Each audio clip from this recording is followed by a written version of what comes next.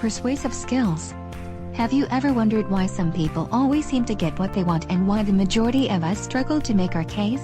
Even if you have the best of intentions or that you have a great idea to make things better, your intended audience may not want to take on board your point of view. If you find yourself in such situations, perhaps what you need is to have a deeper understanding of how to improve your persuading, influencing, convincing skills. What is persuasive skills? Persuasion is getting people to agree with you. Get your ideas tested well beforehand, lobby others with facts, figures, evidence-based that your approach or suggestion or idea has the potential to benefit them, appeal to their emotions. Tell a compelling story. Be confident about your idea.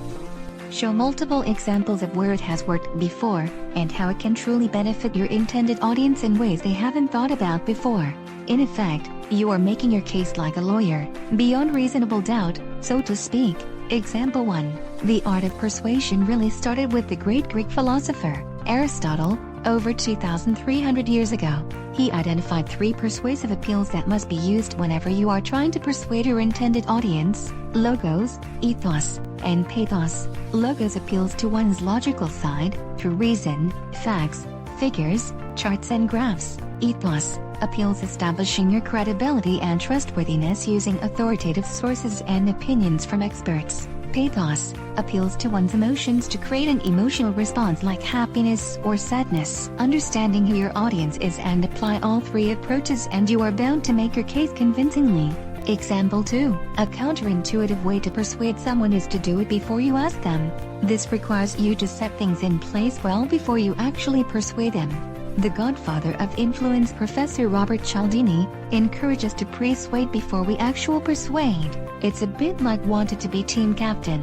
Before you ask the coach you'd like to lead the team, you must first take the time, effort and planning to set things up in your favor. Always come to practice early, train hard, show teammates you support and care about them sincerely, show examples of how you lead by example and so forth. Doing these and more will show the coach you are deserving to lead the team.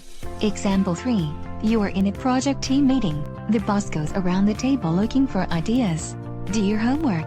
Come prepared with supporting evidence from authoritative sources, from both in and outside of your field. Share your ideas building on the good work of the team and be sure to outline the benefits that can be gained for the whole team. Why is it important?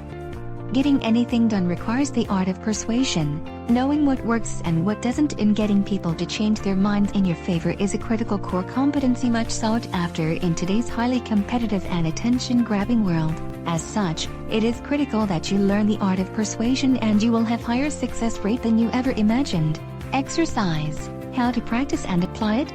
Think about a really challenging situation where people do not want change in their workplace, even though the change could benefit them. Set yourself a timeline to collect your facts, figures, examples, in and outside your field, and trickle these ideas over a period of time around your intended target audience, including key decision makers. Softly lobby for support, and then when you have built up enough confidence and supporters, set up a meeting to make your case.